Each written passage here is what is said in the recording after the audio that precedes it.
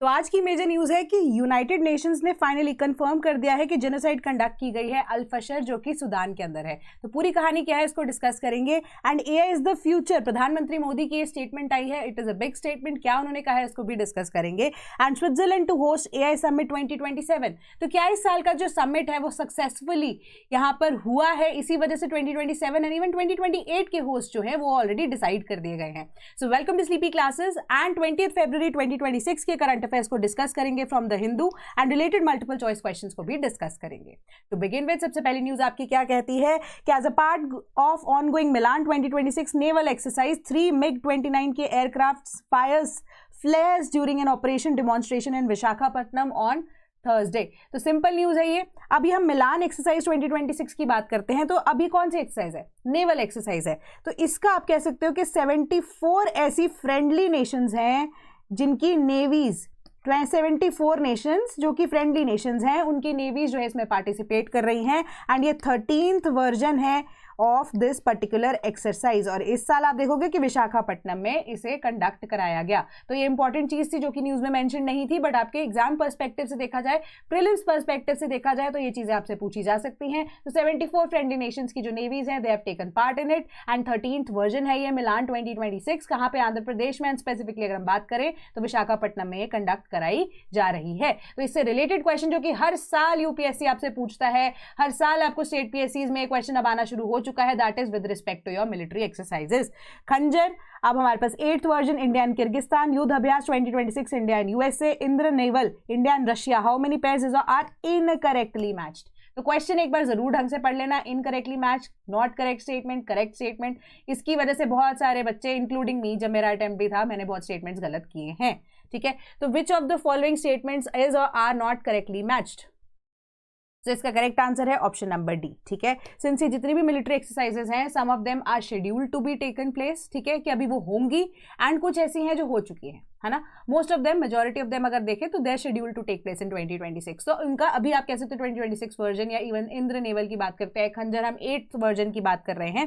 तो अभी सारी की सारी एक्सरसाइजेस जो कि अभी शेड्यूल्ड है उसके बारे में आपको यहाँ पर बताया गया है। इनमें से सिर्फ और सिर्फ इंडिया और किर्गिस्तान की जो खंजर 8th जो वर्जन है ऑफ द मिलिट्री एक्सरसाइज वो यहाँ पर कंडक्ट हुई है। बाकी सारी अभी होनी है, ऑनगोइंग है, शेड्यूल्ड है, उसके अकॉर्डिंगली प्लानिंग जो है वो चल भी रही है। Correct answer is option number D, all of them were correctly matched. Then rare earth permanent magnet production to commence within this year, minister. ठीक है, तो अब यहाँ पर क्या है कि इंडिया भी प्रोडक्शन शुरू कर रहा है, मैन्युफैक्चरिंग शुरू कर रहा है परमानेंट मैग्नेट्स, जिसके अकॉर्डिंगली हमने टारगेट क्या सेट किया है? 6000 metric tons per annum. And November last year में इससे रिगार्डिंग एक जो न्यूज है, एंड वो न्यूज यही थी कि एक स्कीम को भी यहाँ पर लॉन्च किया गया था सरकार के द्वारा। एंड फाइनेंशियल आउटले उस स्कीम का क्या है? 7280 करोड़ रुपीस। तो यहाँ पर आइडिया क्या है कि इंडिया जो है खुद से मैन्युफैक्चरिंग सेक्टर्स की तरह अंदर आप कह सकते हो घुसे।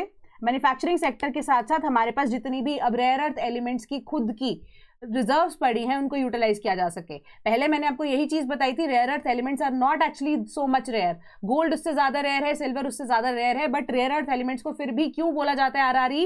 इसके पीछे का रीजन क्या है कि उनकी एक्सट्रैक्शन प्रोसेस जो है वो रादर डिफिकल्ट होती है, उसमें प्रिसीजन चाहिए होती है। तो इंडिया क्या कर रहा है? डिफरेंट नेशंस के साथ कोलैबोरेशन में यहाँ पर टेक्नोलॉजी, नॉलेज शेयरिंग, इनोवेशन के बेसिस पे अब क्या कर रहा है कि अब खुद से ही मैन्युफैक्चरिंग सेक्टर या इवन माइनिंग सेक्टर में with respect to the rare earth elements यहाँ पर हम एस्टैब्लिश करना चाहते हैं। एंड फाइनली हम क्या चाहते हैं कि जो चाइना की मोनोपोली है उसको तोड़ा जा सके। एंड यूएसए के साथ मिलकर हम may be in the coming time also we might also decide to do work on some certain things, क्योंकि यूएसए ने भी रिसेंटली ऐसे ही समिट एक होस्ट किया था जो कि रेयर अर्थ एलिमेंट्स के साथ था। ठीक है, तो इसी हिसाब से आप जो लिंकेजेस है वो ड्रॉ कर सकते हो। और जो अब इंडिया की गवर्नमेंट है वो प्लान कर रही है कि critical mineral processing plants Odisha, Andhra Pradesh और महाराष्ट्र और गुजरात में लगाए जा सके।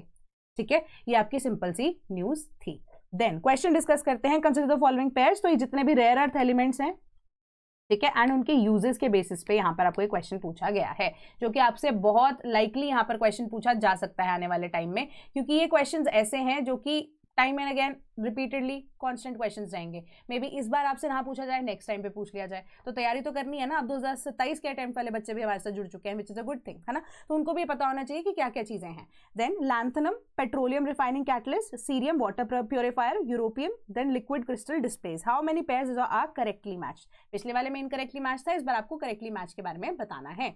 कौन से आपको लग रहे हैं कि सही से मैच है या नहीं है।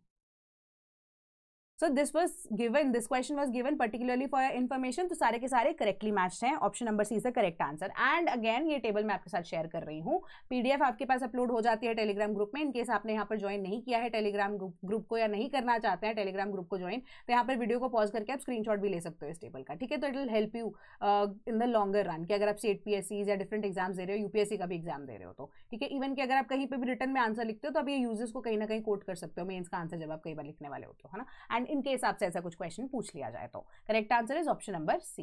Then silver futures rise 1037 rupees to, अब कितना हो गया हमारे पास 2,45,305 रुपए पर केजी प्रति ग्राम, ठीक है। इतना यहाँ पर प्राइसेस देखने को मिल रहे हैं सिल्वर के फ्यूचर्स में, जो कि इंक्रीज होते हुए नजर आ रहे हैं, जो कि फ्यूचर्स का ट्रेड फर्म ग्लोबल ट्रेंड यहाँ पर बताता है कि सिल्वर का प्राइस आने वाले टाइम में यहाँ पर इंक्रीज होगा, ठीक है। 1.46% हायर यहाँ पर आउंस न्यूयॉर्क में, ये और ज़्यादा आप कह सकते हो कि यहाँ पर मेजॉरिटारिली जो हमारे पास ग्लोबल हेडविंड्स है वो यही चीज़ आपको बताती है कि जो ग्लोबल ट्रेंड है किस चीज़ को लेकर, सिल्वर की फ्यूचर्स को लेकर, वो बढ़ता हुआ नजर आ रहा है। फ्यूचर्स जो है वो प्रॉमिस कर रहे हैं कि अच्छे रिजल्ट ही सिल्वर के केस में, सिल्वर के कॉन्टेक्स्ट में देखने को मिल सकते हैं आने वाले टाइम में। तो अब आपको फ्यूचर्स के बारे में थोड़ा सा बताना जरूरी है जिनको नहीं पता है, ठीक है। तो क्वेश्चन उसी के बेसिस पे, कंसिडर द फॉलोइंग। पहली स्टेटमेंट कह रही है कि futures are derivatives whose value comes from changes in the price of an underlying asset. Second है futures trading requires the buyer to purchase and the seller to sell the underlying asset at the ad valorem price. Which of the statement above is or are correct? तो कल हमने बात की थी options की, ठीक है। ऑप्शंस की कल हमने बात की थी कि हम लेते हैं कि कॉल या पुट लेते हैं, कॉल मतलब ऊपर जाएगा किसी भी एक शेयर का प्राइस, पुट मतलब नीचे जाएगा, है ना। तो उसी के अकॉर्डिंगली अब जो फ्यूचर्स है वो भी डेरिवेटिव्स हैं। डेरिवेटिव्स मतलब कि एक्चुअली में जो हमारे पास इक्विटी या हमारे पास शेयर होता है ना, उसी का ही एक पर्टिकुलर पार्ट जो है वो ऑप्शंस होते हैं। एंड उसी ऑप्शंस के अंदर अगर आप देखोगे, ऑप्शंस के अलावा भी अगर आप देखोगे, हमारे पास जो फ्यूचर्स हैं ये भी डेरिवेटिव्स का ही पार्ट होते हैं। मतलब कि अगर इक्विटी यानी कि किसी एक कंपनी का या एक पर्टिकुलर कमोडिटी का प्राइस बढ़ता है तो उसी के हिसाब से हमारे जो फ्यूचर्स एंड ऑप्शंस हैं उसका प्राइस भी यहाँ पर बढ़ेगा, क्योंकि उसी से वो वैल्यू डिराइव कर रहे हैं। And these are in specific context, जो कि अब बड़ा रिस्क यहाँ पर नहीं लेना चाहते हैं। एंड इनका जो पोर्टफोलियो का साइज है मेजॉरिटारिली अगर हम देखें तो वो कम रहता है ना। तो मेजर आइडिया इसके पीछे का यही रहता है। तो अब फ्यूचर जो है इस तरह के डेरिवेटिव्स है जिनकी वैल्यू जो है ऑब्वियस सी बात है अंडरलाइंग एसेट जो कि हमारी इक्विटी है इस केस में। अब सिल्वर की बात करें न्यूज के कॉन्टेक्स्ट में, है ना, सिल्वर के prices already as a commodity अगर बढ़ रहे हैं तो फ्यूचर ऑब्वियसली यही बताएगा ना कि फ्यूचर के अंदर हमारे जो प्राइसेस है वो बढ़ेंगे। ऑप्शन के केस में भी अगर हमें पता है कि करंटली अगर प्राइस बढ़ रहे हैं तो बढ़ते जाएंगे, वो अकॉर्डिंगली उसकी ट्रेडिंग होती रहती है। पहली स्टेटमेंट आपकी करेक्ट हो गई। दूसरी स्टेटमेंट कह रही है कि futures trading requires the buyer to purchase and the seller to sell the underlying asset at the ad valorem price, कि जो अंडरलाइंग एसेट जो कि इस कॉन्टेक्स्ट में अगर आप सिल्वर भी लगा लो, ठीक है, कि जो ट्रेडर है वो परचेज करेगा एक पर्टिकुलर एसेट को एंड जो सेलर है वो सेल करेगा उसी पर्टिकुलर एसेट को eight the ad valorem price. Add valorem price क्या होता है? Not at a fixed price, not at a fixed price. तो ये एड वैलोरम जो टर्म है ना, आप कहाँ पे पढ़ते हो जनरली? जब हम फ्री ट्रेड एग्रीमेंट्स की बात करते हैं, किसी भी तरह का टैरिफ जो है वो यूज किया जाता है। मतलब कहने का मतलब यही है कि कांस्टेंट प्राइस नहीं है, नॉट अ फिक्स्ड प्राइस, जिसको हम वेरिएबल प्राइस बोलते हैं, उसको एड वैलोरम यहाँ पर वर्ड यूज किया जाता है। तो एड वैलोरम प्राइस पे हमारे जो फ्यूचर्स है ना वो ट्रेड नहीं होते। तो फ्यूचर्स का जो काम है, वर्किंग क्या होता है कि सपोज कीजिए कि आज जो सिल्वर का प्राइस चल रहा है, फॉर एग्जाम्पल आज की जो तारीख है 20 फरवरी, ठीक है, 20 फरवरी की आज की हमारी डेट है। तो नेक्स्ट मंथ में 20 मार्च के आसपास जो आपका फ्यूचर है जनरली वो क्या प्रॉमिस कर रहा है, आपके हिसाब से आप उस पर बिड लगाते हो कि जो प्राइस है वो सिल्वर का, for example in this context only, कि आज अगर मैं बता रही हूँ सपोज कीजिए कि 100 रुपये प्राइस है सिल्वर का एंड मुझे पता है कि अब मार्केट के अंदर सिल्वर की डिमांड आने वाली है, तो मैं क्या प्रॉमिस करूंगी आज वो फ्यूचर परचेज करके कि 20 मार्च को मुझे ऐसा लगता है कि सिल्वर का प्राइस डबल होकर 200 रुपये हो सकता है, ठीक है। तो अब उसके बाद ये एक कॉन्ट्रैक्ट हो चुका है मेरा बायर के साथ, बायर और सेलर का ये कॉन्ट्रैक्ट हो चुका है। मतलब मैं बायर हूं अगर, ठीक है, तो मैं बोल रही हूँ कि 200 रुपये तो ये हो जाएगा 20 मार्च तक, ठीक है, कि एक महीने के अंदर अंदर इसका प्राइस डबल हो सकता है। That is what I feel. तो मैं ये प्रॉमिस कर रही हूँ कि बाय द टाइम 20 मार्च को चाहे जो मर्जी प्राइस हो सिल्वर का, मुझे इतनी ही अमाउंट पे करनी पड़ेगी इन ऑर्डर टू गेट कि जो मुझे सिल्वर यहाँ पर चाहिए, ठीक है। एंड सिल्वर एक्चुअली में यहाँ पर फिजिकली आपको यहाँ पर नहीं दिया जाता, that is in terms of ETFs.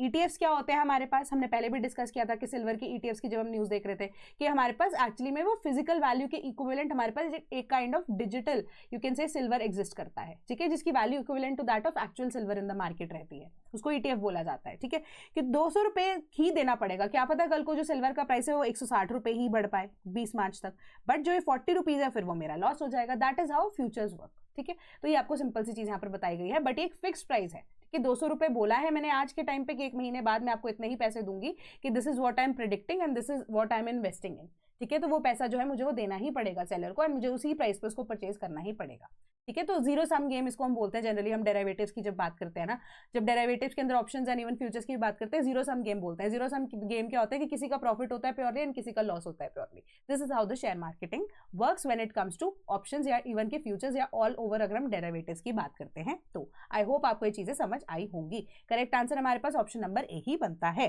Then United nation की इन्वेस्टिगेशन सुदान के अंदर इट फाइंड्स कि हॉलमार्क्स ऑफ जेनोसाइड जो है वो अल फशर के अंदर देखे गए। अब सुदान के अंदर हमें पता है कि जो हमारे पास रैपिड सपोर्ट फोर्सेज हैं, ठीक है, अब उन्होंने ये चीज को इन्वेस्टिगेट भी किया कि उन्होंने देखा कि रैपिड सपोर्ट फोर्सेज जो है यानी आरएसए का यहाँ पर बहुत ज्यादा इंपैक्ट था सुदान के अंदर, ऑल्दो अब यहाँ पर जो सिचुएशन है काफी हद तक सुधर चुकी है। तो रैपिड सपोर्ट फोर्सेज जो है उन्होंने पाया इन्वेस्टिगेशन के दौरान कि यहाँ पर जेनोसाइड जो है at a greater level conduct की गई थी, and it is urgent for the government of Sudan and even society as a whole. वासुदेव कुटुंबकम के आइडिया पे यूनाइटेड नेशन ही यहाँ पर चलता है कि यूनाइटेड नेशन जो है ऑलरेडी ये चीज को प्रूव कर चुका है कि जेनोसाइड यहाँ पर कंडक्ट की गई थी, and it was a worst kind of a situation जहां पर जो लोग हैं उनको जबरदस्ती अब क्या है एथनिक क्लेंजिंग उन लोगों की यहाँ पर की गई है, ठीक है। तो ये प्रॉब्लम यहाँ पर एग्जिस्ट करते हुए देखने को मिल रही है एंड इन्वेस्टिगेशन के अंदर ये सामने चीजें आई हैं। अब नाउ एग्जाम पर्सपेक्टिव से आपको जेनोसाइड वर्ड जो है वो इंपॉर्टेंटली पता होना चाहिए, ठीक है। ऑल्दो हम पहले भी डिस्कस कर चुके हैं इसको, बट एक तरह से रिवीजन की तरह इसको लेकर चलते हैं। कुछ एडिशनल पॉइंटर्स जो हैं वो भी मैं आपको बताना चाहूंगी।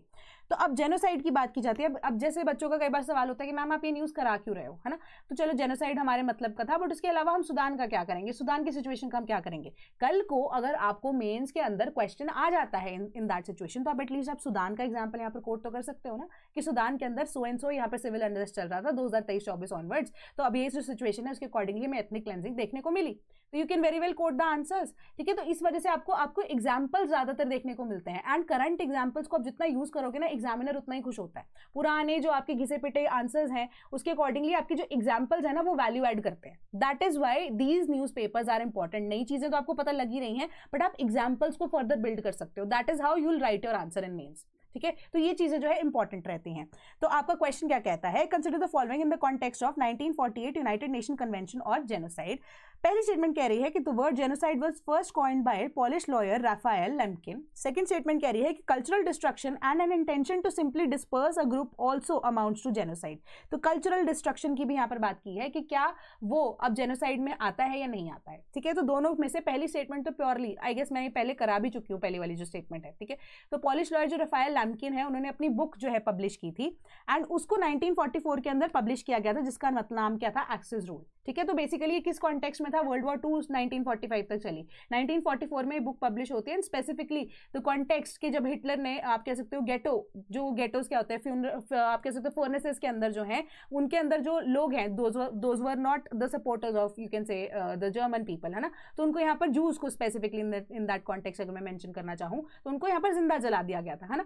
तो उस वजह से जो अब टर्म जेनोसाइड जो है वो पिक्चर में आती है। तो इसको सबसे पहले राफाएल लैम्किन जो है उन्होंने अपनी बुक के अंदर यूज किया था, बट इसको आप कह सकते हो कि 1948 की जो एक्चुअल पिक्चर थी जहां पर जेनोसाइड वर्ड को अडॉप्ट किया गया था, है ना। तो अब जेनोसाइड के अंदर हमें ये पता है कि हमें क्या है, मेंटल इंटेंट और फिजिकल इंटेंट दोनों की रिक्वायरमेंट रहती है, तो इसके नोट्स बना लेना चाहिए। बट यूनाइटेड नेशन की जो जब आप गूगल करते हो ना United Nations genocide United Nations ऐसे करके कुछ लिख दोगे तो उनका पेज ऑटोमेटिकली खुल जाता है, वहीं से ये इन्फॉर्मेशन मैंने ली है।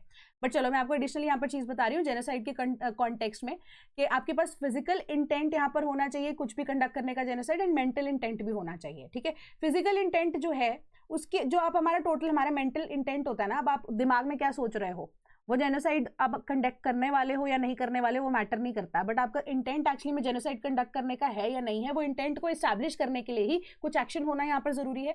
अब सपोज कीजिए कि मैं बहुत ज्यादा ऐसे एक ही पर्टिकुलर कम्युनिटी के फेवर में हूँ, बाकी सबको मैं चाहती हूँ मारना, that is just my opinion. Until unless मैं उसके ऊपर एक्शन नहीं ले लेती, ठीक है, तब तक उस चीज को जेनोसाइड को आप प्रूव नहीं कर सकते हो। अंटिल अनलेस मैं ऐसा कोई ओपिनियन नहीं ले लेती जो कि अब सोसाइटी एज अ होल को यहाँ पर डिफर कर सकता है, ठीक है, तो तब तक वो एक तरह से वो इंटेंट में ही रहेगा, बट उस इंटेंट को प्रूव करना बहुत मुश्किल रहता है। एंड ये इंटेंट को ही प्रूव करा जाता है कैसे, बाय एक्शंस। तो एक तरह से यहाँ पर जो जेनोसाइड है as per the convention of 1948 आपको यही चीज बोलती है कि आपका मेंटल इंटेंट जो है वाया एक्शंस, यानी कि फिजिकल इंटेंट यहाँ पर पता होना चाहिए कि अगर मैं मेंटली ये चीज सोच रही हूँ कि इस कम्युनिटी को तो मैं आज खत्म करने वाली हूँ, एंड अनटिल अनलेस मैं उसके ऊपर कोई एक्शन नहीं ले रही हूँ तो उस चीज को अप्रूव नहीं कर सकते हो, ठीक है। बट अगर मैं एक्शन ले लेती हूँ एंड एथनिक क्लेंजिंग कर देती हूँ मैं एक पर्टिकुलर कम्युनिटी की, तो उसके बाद क्या होगा कि वो इंटेंट वहां पर दिख तो रहा है ना कि हाँ I was the one who framed it all, है ना। तो वो अब आप कह सकते हो कि आपका मेंटल एंड फिजिकल इंटेंट होने चाहिए, एंड मेंटल इंटेंट को प्रूव करने के लिए आपको फिजिकल इंटेंट यहाँ पर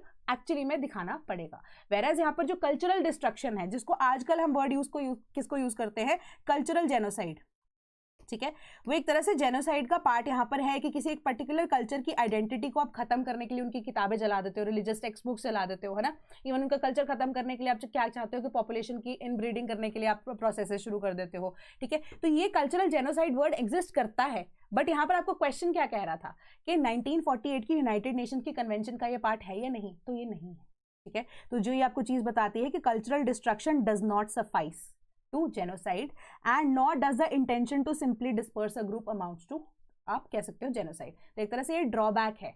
कल को आपको क्रिटिकल एनालिसिस अगर मेंस के अंदर आ जाता है तो आप ये बोल सकते हो कि कल्चरल जेनोसाइड जो है इसका पार्ट नहीं है, and it has been used as a loophole numerous times, जो कि आप एग्जाम्पल्स अगर यहाँ पर कोट करना भी चाहो, बट जो कि अगेन बट आप कह सकते हो ये चीज को एग्जाम्पल्स कोट नहीं भी करना चाहते हो तो भी इतनी चीज बोल सकते हो कि एक तरह से लूप होल की तरह एग्जिस्ट करता है कि कल्चरल जेनोसाइड जो है इसका पार्ट यहाँ पर नहीं है, which needs to be inculcated and the treaty needs to be revised in a general context, आजकल के हिसाब से अगर हम उस चीज को देखते हैं तो, ठीक है। अदरवाइज जो आप कह सकते हो कि पोलैरिटी के बेसिस पे, रिलीजन के बेसिस पे, कास्ट के बेसिस पे इंडिया के कॉन्टेक्स्ट में अगर देखा जाए, बट ग्लोबल अगर हम लेवल पे देख रहे हैं तो इवन के nation wide also and even की कम्युनिटीज के बेसिस पे काफी ज्यादा डिस्क्रिमिनेशन देखने को मिलती है। But cultural destruction since not a part of genocide, तो आप उस इंटेंट को भी यहाँ पे प्रूव नहीं कर सकते हो, ठीक है। तो इसको एज अ क्रिटिकल एनालिसिस भी आप ले सकते हैं। Then Iran US boost military posture amid rising tensions in West Asia. तो यहाँ पर प्रॉब्लम जो है, अगर मैं आपको न्यूज का कॉन्टेक्स्ट बताऊं, इंटरनेशनल रिलेशंस के बेसिस पे आपको एक क्वेश्चन पूछा जा सकता है। मिलिट्री टाइज के बेसिस पे अगर आप देखो तो जब आप आईआर में पढ़ते हो ना कि इंडिया एंड यूएस, ठीक है, and even US and Iran के जो रिलेशन है वो इंडिया को कैसे यहाँ पर हैम्पर कर रहे हैं, तो इन दैट सिचुएशन आप उस चीज को भी यहाँ पर मेंशन कर सकते हो। क्यों? क्योंकि ईरान के कॉन्टेक्स्ट में हमें पता है कि चबाहर पोर्ट हमें बहुत ज्यादा इंपॉर्टेंट थी, जरूरी है अभी, क्योंकि हमें पाकिस्तान को बाईपास करना है। पाकिस्तान के पोर्ट को बाईपास करते हुए, ग्वादर पोर्ट को बाईपास करते हुए हमें ईरान से सप्लाई भेजनी पड़ती है अफगानिस्तान के लिए, तो इंडिया के लिए ईरान बहुत जरूरी है। और यूएस तो बहुत ज्यादा जरूरी है इंडिया के लिए, क्योंकि हेजिमनी के लिए जाना जाता है, वर्ल्ड पावर की तरह एक तरह से एग्जिस्ट कर रहा है अभी, एंड हमारे ऊपर टैरिफ्स भी लगाए गए हैं इंडिया के। आप कह सकते हो यूएस जो है मेजोरिटी में अभी रूल करना चाहता है ओवर डिफरेंट रीजन्स, ठीक है, बाय हेजिमनी आल्सो, ठीक है। तो ये सारी चीजें जो है इंपॉर्टेंट है, इंडिया और यूएस के रिलेशन, इंडिया ईरान के रिलेशन, और ईरान और यूएसए के रिलेशन जो है वो कैसे इंडिया को यहाँ पर हैम्पर कर सकते हैं, ठीक है। कि जैसे अभी यूएसए ने ये भी आप कह सकते हो सैंक्शंस लगा दी थी कि ईरान के साथ कोई भी किसी भी तरह का ट्रेड जो है कंडक्ट करेगा तो उसके बेसिस पे क्या होगा कि उसके ऊपर और ज्यादा सैंक्शंस लगा दी जाएंगी। And one of the reasons कि इंडिया जो है जो चबाहर पोर्ट को यहाँ पर क्या कर रहा है, मेंटेन करके रख रहा है, इवन की इंडस्ट्रीज का यहाँ पर प्राइवेट इंडस्ट्रीज का इन्वेस्टमेंट भी काफी ज्यादा लगा हुआ है, बट स्टिल ऑल्सो अब ईरान के साथ किसी भी तरह का बिजनेस यहाँ पर कंडक्ट नहीं कराया जा रहा इन द फियर कि यूएस जो है वो सैंक्शंस ना लगा दे इंडिया के ऊपर, या इवन की आप कह सकते हो कि अब अफगानिस्तान के साथ जो सप्लाई है अकॉर्डिंगली इंडिया को यहाँ पर मेंटेन भी करके रखनी पड़ रही है। तो बहुत ज्यादा लूप होल्स यहाँ पर लग रहे हैं। उसके अलावा आप ये भी लिख सकते हो कि अब जो हमारा ईरान है, ईरान के साथ हमारे रिलेशन जो है बेटर होने यहाँ पर जरूरी भी है अफगानिस्तान पोर्ट के लिए बाईपास करने के लिए पाकिस्तान को, बट इवन के गल्फ रीजन्स के लिए भी हमें रिक्वायरमेंट है ईरान की काफी ज्यादा, है ना। स्ट्रेट ऑफ हॉर्मूज कल हमने डिस्कस किया था, ठीक है, जो मैंने आपको क्वेश्चन पूछा था, even the students answered and I am very happy कि आपको चीजें याद है, ठीक है। तो ये सारी चीजें जो है बहुत इंपॉर्टेंटली यहाँ पर देखनी पड़ेंगी। And one of the reason आप कह सकते हो इंडिया ईरान और यूएस के रिलेशन की वजह से इंडिया ने इस बार बजटरी एलोकेशन में कहीं पर भी ईरान या इवन चबाहर पोर्ट के बारे में मेंशन नहीं किया। तो ये सारी चीजें जो है आपको यहाँ पर बनानी पड़ेगी, वो टाइमलाइन वो समझनी पड़ेगी, उसके बाद ही आप चीजों को समझ पाओगे, ठीक है। तो यहाँ पर आपकी न्यूज जो है वो सिंपल सी एक बात यही कहती है कि ईरान और यूएसए का जो है एक बेसिक सा आइडिया जो है हो चुका है, आइडिया बैठ चुका है, एक बेसिक प्रिंसिपल जो है ले डाउन कर दिया गया है, बट ये चीज ईरान की तरफ से स्पेसिफाई कर दी गई है कि that is only in the context of nuclear warheads. और nuclear energy. And the reason being कि हम सिर्फ और सिर्फ इंटरनेशनल एटॉमिक एनर्जी एजेंसी की कही हुई बातों को यहाँ पर मानेंगे, that is what the US expected, but उसके अलावा ईरान कहीं पर झुकने की यहाँ पर तैयारी में नहीं है। तभी आप देखोगे कि यूएसए की तरफ से कल रात को वैसे एक न्यूज आई थी, notification popped up on my phone, तो उन्होंने यही चीज बोली थी कि US is planning to attack Iran somewhat, है ना, तो दे आर प्रिपेयरिंग। तो ईरान जो है यहाँ पर उन्होंने भी, आप देखोगे कि रशिया के साथ मिलकर जो नेवल एक्सरसाइज है उसको भी कंडक्ट कराया था। तो अब नेवल एक्सरसाइज जो है एक तरह से क्या यहाँ पर ईरान बता रहा है कि मेरे को रशिया का सपोर्ट मिल रहा है यहाँ पर, है ना। तो अब यही चीज है कि ईरान जो है वो भी एक तरह से यही चीज को यहाँ पर न्यूज के थ्रू बता रहा है कि हम भी चाहते हैं कि अब अगर यूएस हमारे ऊपर अटैक करता है तो we are also ready. And उन्होंने यही चीज अपने पॉपुलेशन, अपने लोगों को भी यहाँ पर बोल दी है कि we are ready for war and you should be ready for war, कि यूएसए जो है if they want war we will give them one, ठीक है, ऐसे बोलते हैं ना कि if they want war we'll give them war, है ना। तो ऐसी सिचुएशन यहाँ पर देखने को मिल रही है, तभी नेवल ड्रिल्स जो है वो कंडक्ट हो रही हैं टाइम एंड अगेन। तो यूएसए जो है अभी अटैक करने की कोशिश में है ईरान को, उनकी तरफ से स्टेटमेंट भी यहाँ पर जारी हुई है। तो अब सेम चीज जो है वो ईरान करने की कोशिश कर रहा है, एंड वो यही चीज बोल रहे हैं यहाँ पर कि न्यूक्लियर एनर्जी के अलावा किसी भी चीज के ऊपर हम नेगोशिएट करने के लिए तैयार नहीं है, ठीक है। अब देखो, अब आप ये पूरी की पूरी टाइमलाइन को समझो।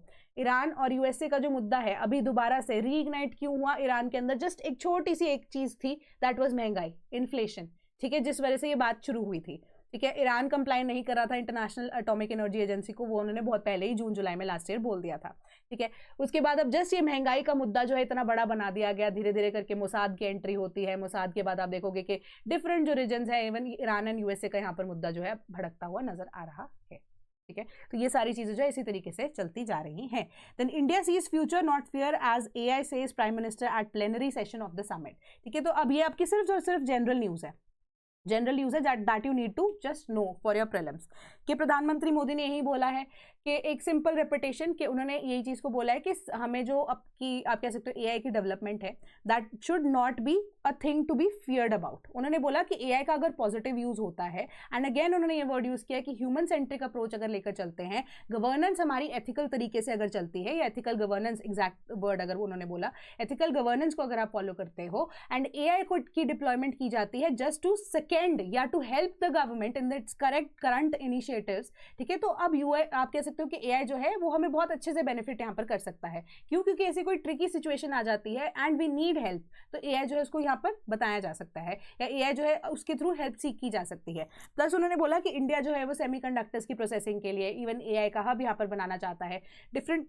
प्रोसेसेस जो है वो इंडिया के अंदर यहाँ पर अब वापस क्या इस्टेब्लिश होने की बात हो रही है ना। तो ये सारी चीजें जो क्या है, एक तरह से इंडिया को ग्लोबल हब बनाना चाहता है, जो कि अब ग्लोबल साउथ की डेवलपमेंट में बहुत ज्यादा हेल्प करेगा। तो इंडिया जो है लीड करने वाला है। उन्होंने बोला कि जो एआई से रिलेटेड मोनोपोलीज यहाँ पर एग्जिस्ट करती हैं एक दो कंपनीज की, जो कि एक पर्टिकुलर एक या दो नेशंस, इक्का दुक्का नेशंस के आसपास ही हैं, तो अब इंडिया जो है एक ऑल्टरनेटिव यहाँ पर इशू करेगा, ठीक है। तो अब यही प्रोसेस को हम फॉलो करते रहेंगे, एंड इसी प्रोसेस के बेसिस पे जो एआई समिट है वो सक्सेसफुली यहाँ पर कंडक्ट कराया गया है, एंड कंक्लूड भी होगा एक या दो दिन के अंदर, ठीक है। आई गेस कल, आज या कल के अंदर वो कंक्लूड भी होगा एआई समिट हमारा, है ना। तो उन्होंने बोला कि बहुत सक्सेसफुल रेट पे हम देख रहे हैं कि हमारी पार्टनरशिप जो ग्लोबल कंपनीज हैं उनके साथ भी होने को हो रहा है, एंड इसी वजह से हम जो रीजनल एआईज हैं उनकी डेवलपमेंट भी करना चाहते हैं, ठीक है। तो ये सिंपल सी उन्होंने यहाँ पर बात बोली। Then supreme court slams unchecked freebies questions appears appeasement. तो अब यहाँ पर ना आप एग्जांपल दे सकते हो इलेक्शन कमीशन का, ठीक है, या इवन की आपसे कभी कभी ना जनरली सोशल इश्यूज में भी ये क्वेश्चन पूछ लिया जाता है, इवन पॉलिटी के कॉन्टेक्स्ट में भी कई बार ना मेंस में ये क्वेश्चन आपसे पूछा जा सकता है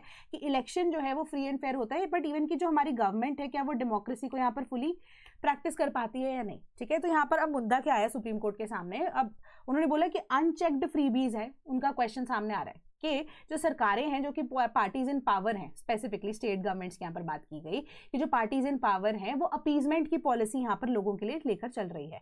क्यों? क्योंकि अपीजमेंट की पॉलिसी क्या कहती है कि बहुत सारी फ्रीबीज, फ्री में ही आप बहुत सारी फूड क्लोथिंग शेल्टर इलेक्ट्रिसिटी ये सब देते जा रहे हो लोगों को, बट कभी आपने ये चीज सोचा है कि ये इक्वालिटी है, ठीक है। इक्वालिटी में हमारे पास दो चीजें आती हैं, ठीक है। इक्वालिटी की जब हम बात कर रहे हैं, इक्वल डिस्ट्रीब्यूशन ऑफ रिसोर्सेज आते हैं, एक हमारे पास यहाँ पर इक्विटी का कॉन्सेप्ट भी आता है, ठीक है, कि जिसको जितनी रिक्वायरमेंट है उसको इतना ही दिया जा सके, किसी को कम रिक्वायरमेंट हो सकती है उसको इतना प्रोवाइड किया जा सके, किसी को ज्यादा रिक्वायरमेंट है for them to become equal to the one जिसको कम रिक्वायरमेंट है। तो इक्वल डिस्ट्रीब्यूशन ऑफ रिसोर्सेज की यहाँ पर बात आती है, तो क्या वो इक्विटेबल हो रही है या नहीं हो रही है। तो उन्होंने बोला कि सरकारें यहाँ पर जो गवर्नमेंट्स है, स्टेट गवर्नमेंट्स है, वैसे तो बोलते रहते हैं सेंट्रल गवर्नमेंट से हमें एड नहीं मिल रही है, हमें बहुत ज्यादा यहाँ पर बजट की रिस्ट्रिक्शंस हैं, कि जब आपके पास सरप्लस यहाँ पर बजट अवेलेबल होता है। एंड स्पेसिफिकली जब इलेक्शन यहाँ पर स्टेट के पास में आने वाले होते हैं तो आप अनचेक्ड फ्रीबीज यहाँ पर देते रहते हो, किसी को कुछ भी यहाँ पर बांटते रहते हो बिना ये चीज देखे हुए कि उनको उसकी जरूरत है या नहीं। क्या पॉलिसी ऑफ अपीजमेंट को यहाँ पर फॉलो कर रहे हो, क्या आप ये वोट को खरीद रहे हो? This is not the correct वे। तो सुप्रीम कोर्ट ने यहाँ पर लताड़ा है स्टेट गवर्नमेंट्स को, specifically in the context of Tamil Nadu, वैसे इसके बारे में बात की गई थी। तो उन्होंने बोला this is not the correct way to govern a particular state. तो आपको यहाँ पर चेक करना पड़ेगा, देखना पड़ेगा कि कौन सी कम्युनिटी, किस तरह के जो लोग हैं उनको रिक्वायर्ड है, एंड तभी आपकी गवर्नेंस काम कर सकती है कि एक्चुअली में जो हमारी रोड्स की डेवलपमेंट है उसकी कोई बात नहीं कर रहा, इंफ्रास्ट्रक्चर की डेवलपमेंट है उसकी कोई बात नहीं कर रहा, बस आप वो बांटे जा रहे हो उस चीज को। तो जो पैसा, जो रिसोर्सेज आप फ्रीबीज देने में लगा रहे हो उसको डेवलपमेंट के ऊपर लगाते तो ज्यादा बेनिफिट नहीं होता लॉन्गर टर्म के लिए, बस आप सिर्फ वोट बैंक की राजनीति कर रहे हो। Election commission, sorry supreme court ने ये चीज बोली है to the state governments as a whole. तो उन्हें बोले फ्रीबीज जो है इसको अब चेक करने के लिए कुछ ना कुछ यहाँ पे प्रोसीजर्स को ले डाउन करना पड़ेगा, अदरवाइज दिस कॉम्बिनेशन के जो स्टेट्स यहाँ पर यूज कर रही हैं या जो करंट सिटिंग पॉलिटिकल पावर्स है इन द पर्टिकुलर स्टेट जो उनको रूल भी कर रही है करंटली, कि अनचेक्ड अगर ये सब कुछ चला गया ना तो बहुत मेजर यहाँ पर डिस्प्यूट आने वाले टाइम में खड़ा हो सकता है when it comes to the financial situations of a particular state. ठीक है, कि फाइनेंशियल इमरजेंसी लगाने से बेटर है कि अभी से उस चीज के ऊपर चेक रखा जा सके। Then Switzerland's president announces Geneva as a host of 2027 AI impact summit.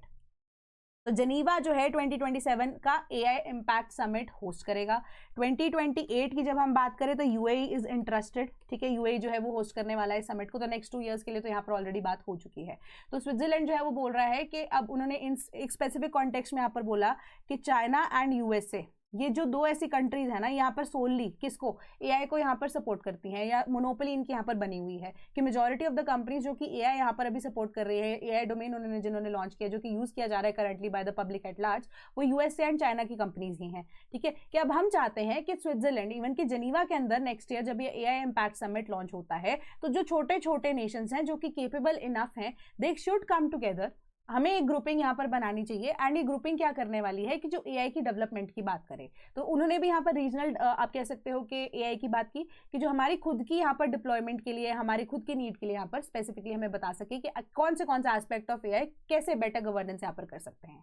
ठीक है, ये चीज़ आपको बताई गई। प्लस उसके अलावा एफ्टा ट्रेड एग्रीमेंट, इंडिया और एफ्टा ट्रेड एग्रीमेंट जो है यहाँ पर उसकी साइन होने की भी बात की जा रही है, which is a good news for India again. ठीक है, तो उसके ऊपर भी यहाँ पर बात की जाएगी कि जो trade and economic partnership agreement है India and 4 nation European free trade association bilateral trade, दोनों ही साइड से यहाँ पर अब बेनिफिट जो है ट्रेड के पर्सपेक्टिव से वो बताए जा रहे हैं। तो अब जैसे कि अब जैसे मैंने आपको ना स्पेसिफिकली जब बात की थी कि एआई की डेवलपमेंट या डिप्लॉयमेंट जो है अब डिफेंस सेक्टर में जो मिलिट्री ने की थी, है ना, तो वहां पर एआई को एज अ सर्विस बताया जा रहा था। जब हम एकम की बात करते हैं, एकम जो था जो क्लाउड बेस्ड सर्विस प्रोवाइड कर रहा था, ठीक है, that is you can selling AI as a service. तो एआई को एज अ सर्विस कैसे प्रोवाइड किया जा सकता है, उस एरिया को भी यहाँ पर अभी नर्चर किया जाएगा, जो कि एक नीश कंपोनेंट है। बट अभी के बेसिस पे अगर देखा जाए या फ्यूचर प्रोस्पेक्ट के बेसिस पे देखा जाए तो एआई एज अ सर्विस किस तरीके से काम कर सकती है उसके ऊपर यहाँ पर फोकस किया जाएगा। Then unresolved India China boundary is affecting ties says general Naravane. ठीक है, जो जनरल नरवणे है कौन है, फॉर्मर आर्मी चीफ हैं जनरल मनोज मुकुंद नरवणे। ठीक है, उनकी एक बुक है दैट इज कैंटोनमेंट कॉन्स्पिरेसी, जो कि एक मिलिट्री थ्रिलर है। उन्होंने इस बुक को लॉन्च किया। बुक लॉन्च के इवेंट पे स्पेसिफिकली उन्होंने ये चीज़ बोली कि इंडिया और चाइना का जो बाउंड्री डिस्प्यूट है वो अभी के हमारे टाइज को बहुत ज़्यादा केटर कर रहा है। केटर भी कैसे कर रहा है, नेगेटिव वे में इम्पैक्ट कर रहा है कि जो अनडिस्प्यूटेड एरियाज है वो तो ऑलरेडी हमें पता है कि हमारा पास कौन सा एरिया है कौन सा नहीं है, बट ये जो डिस्प्यूटेड रीजन है ना, टाइम एंड अगेन इसको लेकर मुद्दे उठते रहते हैं, जिस वजह से जो करंटली हमें लेने की जरूरत है डिसीजन वो हम ले नहीं पाते हैं क्योंकि हम अंडर प्रेशर आ जाते हैं, या इवन कि हम कई बार प्रेशर नहीं भी डाल पाते हैं। बट उन्होंने ये चीज़ भी बोली कि ये जो मुद्दे हैं जैसे इंडिया और बांग्लादेश का यहाँ पर कुछ मुद्दा है, जब वो रिजॉल्व हो जाता है तो या अगर वो रिजॉल्व हो जाता है तो हम बेटर तरीके से यहाँ पर जो अपने रिलेशन है वो कंटिन्यू कर पाएंगे। बट बांग्लादेश के कॉन्टेक्स्ट में it is a threat but not a bigger threat. ठीक है, बट अगर हम चाइना के साथ कंपैरिजन करें बांग्लादेश का, ठीक है, तो कहीं पे भी बांग्लादेश स्टैंड नहीं करता, बट चाइना जो है एक ऐसा नेबर है जो कि बहुत डिस्टर्बिंग नेबर है। तो इस डिस्टर्बिंग नेबर के साथ वंस एंड फॉर ऑल एक डिसीजन डिप्लोमेसी के थ्रू ले लिया जाना चाहिए कि ये बाउंड्री डिस्प्यूट है, इसको इस तरीके से यहाँ पर खत्म किया जाए। एंड डिप्लोमेसी नहीं काम करती है तो लड़ाई करके वंस एंड फॉर ऑल यहाँ पर इस चीज को खत्म किया जाए। But first and foremost thing is कि साथ में बैठकर दोनों नेशंस डिसाइड करें कि कौन सा एरिया जो है ये जो डिस्प्यूट है किस तरीके से सॉर्ट आउट किया जाएगा, ताकि आगे जाके फ्यूचर के लिए हम थोड़ा सा सिक्योर होकर चल सके। ठीक है, तो ये अदरवाइज हमें बहुत सारे इंपॉर्टेंट डिसीजंस लेने से अभी फिलहाल जो चीजें हैं वो रोक रही है। Then technology with humanity, Macron pitches for an inclusive AI future. तो Emmanuel Macron president of France, very jolly person, Raj Shamani के साथ इनका भी आप कह सकते हो कि पॉडकास्ट भी रिलीज हुआ है ना, कि president of France and PM Modi, बहुत गहरी दोस्ती यहाँ पर नजर आती है ना, अभी के हिसाब से। एंड स्पेसिफिकली उन्होंने यही चीज को यहाँ पर अपनी स्पीच के अंदर भी इनकलकेट करते हुए बोला है कि इंडिया एंड फ्रांस दोनों के दोनों चाहते हैं क्या, कि एआई की डेवलपमेंट इस तरीके से हो कि वो पूरे वर्ल्ड के लिए एक सॉवरन एआई बन के रहे, ठीक है, कि एक सॉवरन एआई बनकर रहे, कि इंडिया एंड फ्रांस का यहाँ पर यही चीज, यही जो आप कह सकते हो कि दूरदर्शिता है, या दोनों का ही जो आइडिया है कि सॉवरन एआई एग्जिस्ट करना चाहिए, ठीक है। It should be available to all without any kind of you can say pressure, कि हमारा वाला एआई यूज कीजिए, ऐसा वैसा कुछ नहीं है, कि अब जो फ्यूचर है that lies with in AI, ठीक है। एंड जो दोनों डेमोक्रेसीज हैं, फ्रांस और India, one of the biggest democracy India, है ना, कि जो डेमोक्रेसीज हैं वो ये चीज बता सकती है कि अगर सॉवरन एआई एग्जिस्ट करता है तो फ्यूचर जो है वो भी इसी चीज के ऊपर डिपेंड करेगा कि वो फ्री विल यहाँ पर एआई को लेकर यूज कर सकते हैं। प्लस उन्होंने एक चीज ये बोली कि इंटरनेट को लेकर specifically in the context of children, कि दोनों कंट्रीज की जो गवर्नमेंट्स हैं वो ये चाहती हैं कि बच्चों को एक स्पेसिफिक सेट जो है ऑफ टाइमलाइन दे दिया जाना चाहिए when it comes to the usages of internet, ठीक है, कि 15 साल से जो कम के बच्चे हैं, 15 ईयर्स एंड उससे कम के जो बच्चे हैं, उनके ऊपर भी सरकारें, दोनों गवर्नमेंट्स जो हैं फ्रांस की और इंडिया की, चाहती हैं कुछ डेवलपमेंट करना, कि अब जो इतना ज्यादा मिसयूज इंटरनेट का हो रहा है, जो बच्चों की लाइफ है वो इम्पैक्ट हो रही है ना, उन बच्चों की जो 15 साल से कम है स्पेसिफिकली, जो इतने ज्यादा मैच्योर नहीं है अभी डिसीजन मेकिंग के लिए भी, तो उनके लिए भी specifically governments they want to take certain kind of decisions, कि उनका जो यंग माइंड है वो इतना ज्यादा पोल्यूट यहाँ पर ना हो सके, है ना। तो ये चीज उन्होंने यहाँ पर बताई कि ह्यूमैनिटी के लिए जो टेक्नोलॉजी है वो एग्जिस्ट करती है, ना कि टेक्नोलॉजी ह्यूमैनिटी के लिए एग्जिस्ट करती है, not the other way around. Technology जो है वो ह्यूमैनिटी एंड उसकी बेटरमेंट, उसकी ग्रोथ के लिए एग्जिस्ट करती है, कि एआई किस तरीके से प्रोटेक्शन टूल की तरह भी यहाँ पर केटर कर सकता है फॉर ऑल द स्टूडेंट्स और चिल्ड्रन जो कि 15 साल से कम है, उसके लिए भी सरकार यहाँ पर काम करना चाहती है मिलकर, फ्रांस की और इंडिया की। Then supreme court takes up suo motu case to strengthen bar bodies. तो अब बार बॉडीज के लिए क्या है, बार्स होती है हमारे पास, जब हम कोई भी लॉ का एग्जाम देते हैं तो हमारे पास बार एसोसिएशंस होती हैं of a particular state also, है ना। तो सुप्रीम कोर्ट जो चाहता है कि बार एसोसिएशंस को लेकर बहुत ज्यादा अब हमारे पास ऐसे केओस सामने आ रहा है कि जो ट्रांसपेरेंसी है वो मेंटेन नहीं की जा रही है, तो सुओ मोटो कॉग्निजेंस यहाँ पर लिए है। सुओ मोटो का मतलब क्या होता है कि खुद से ही सुप्रीम कोर्ट ने बाय इट्स विल ये केस जो है इसको टेकअप किया है एंड बोला है कि बार एसोसिएशंस में जितने भी मुद्दे नजर आते हैं and to enhance transparency under certain scenarios also एक प्रोसेस को ले डाउन किया जाएगा एंड सुप्रीम कोर्ट उन गाइडलाइंस को यहाँ पर देगा, भेजेगा to various bar associations and it will be open to their opinion and उसी के बेसिस पे जो गाइडलाइंस है उसको एप्लीकेबल किया जाएगा एंड डिजिटलाइजेशन में भी होगा इसके अंदर प्रोसेस जो इन्वॉल्व होगा, जो कि ट्रांसपेरेंसी यहाँ पर एक्सेसिबिलिटी भी सबको प्रोवाइड करता है on a equal basis. Then India sign statement condemning Israel's plan for West Bank. अब देखो इंडिया की डिप्लोमेसी, मैंने कल आपको क्या बोला था, आईआर के लिए आपके लिए इंपॉर्टेंट है ये, इंडिया की डिप्लोमेसी यहाँ पर किस तरीके से काम करती है। कल इंडिया ने एब्सटेन किया था फ्रॉम साइनिंग कि यूरोपियन यूनियन जो आप कह सकते हो, यूरोपियन यूनियन भी एंड इवन की जितने भी हमारे आप कह सकते हो कोऑर्डिनेशंस हैं, ठीक है, इन सब ने एक यहाँ पर मोशन पुट फॉरवर्ड किया था कंडेम करते हुए कि इजराइल ने यहाँ पर जो एक्ट कंडक्ट किया है कहाँ पे, पैलेस्टीन रीजन के अंदर, है ना। तो अब यहाँ पर क्या है कि लास्ट मोमेंट पे इंडिया ने उसे साइन भी कर दिया, पहले अब्सटेन किया था अब उसे साइन भी कर दिया।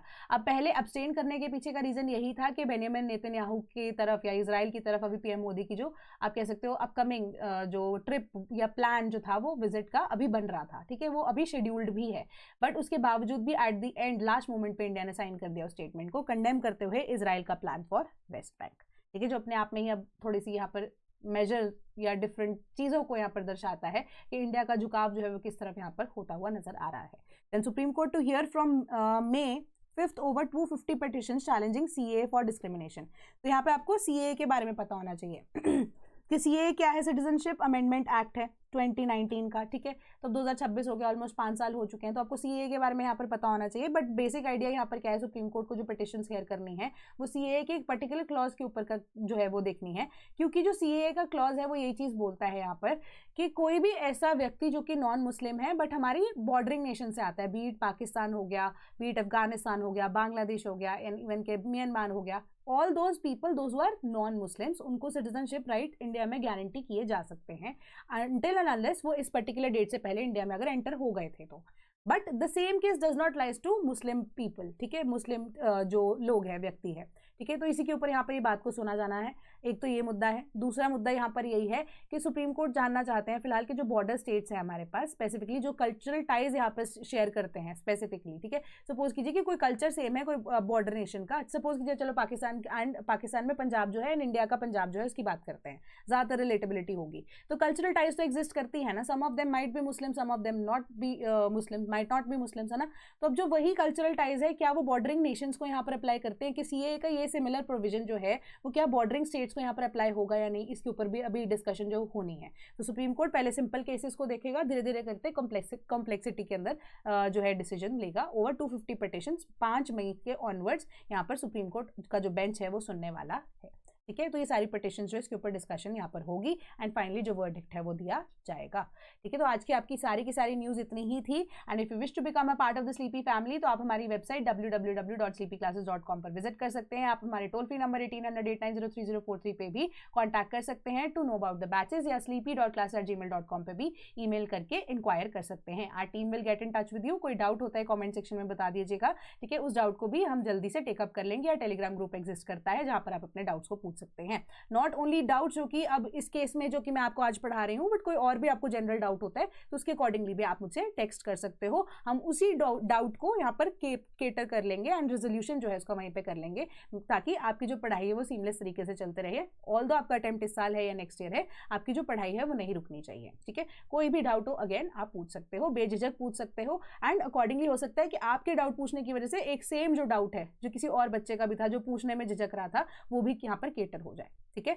तो आप पढ़ते रहिए एंड बिल्कुल जी जान लगा दीजिए, लास्ट मौके आ चुके हैं ये टाइम पे आप अपने, हाँ एक और चीज है यहाँ पर, सीसैट को मत भूलना प्लीज, ठीक है। ऑल्दो सीसैट क्वालिफाइंग है बट सीसैट का लेवल जो है वो भी काफी ज्यादा हो चुका है यूपीएससी के कॉन्टेक्स्ट में। तो अब आपको सीसैट के लिए भी मैं आपको जो न्यूज़पेपर की यहाँ पे बात बता रही हूँ एंड इवन के एडिटोरियल जो मैं आपको भेजती हूँ ना, आपको जो सीसैट है स्पेसिफिकली पैराग्राफ के कॉन्टेक्स्ट में बहुत ज़्यादा हेल्प करने वाले हैं न्यूज़पेपर वाले, या इवन की जो एडिटोरियल्स मैं आपको भेजती हूँ या जो मैं आपको आर्टिकल्स यहाँ पर पढ़ा रही हूँ वो आपके सीसैट के पैराग्राफ के लिए भी आपको बहुत हेल्प करेंगे, क्योंकि जो आंसर्स होते हैं जिसमें आप मार्क करते हो उसके पीछे का जो रीज़न है, जो सार है उसका, जिसको हम हिंदी में वर्ड यूज़ करते हैं, एक्चुअली में जो मीनिंग निकलता है उन पैराग्राफ्स का, वो इन्हीं न्यूज़पेपर्स के थ्रू आप इजिली रिलेट कर पाते हो, क्योंकि आपको आसपास की चीज़ें पता होती हैं। इसी तरह के पैराग्राफ्स आपके सीसैट के अंदर भी आपको पूछे जाते हैं जो कि बर्निंग टॉपिक्स होते हैं, ठीक है। तो आपको इसके अंदर भी ये न्यूज़पेपर का इनिशिएटिव काफी ज्यादा हेल्प करेगा। तो रीडिंग करने की आदत अभी से डालना शुरू कर दो। आर्टिकल्स मैं आपको पोस्ट कर देती हूँ ग्रुप के अंदर, है ना, तो एक बार उसको भी गो थ्रू कर लिया करो। मे भी कुछ पॉइंटर्स मुझसे अगर रह गए हो तो मुझे भी बता दिया करो, ठीक है।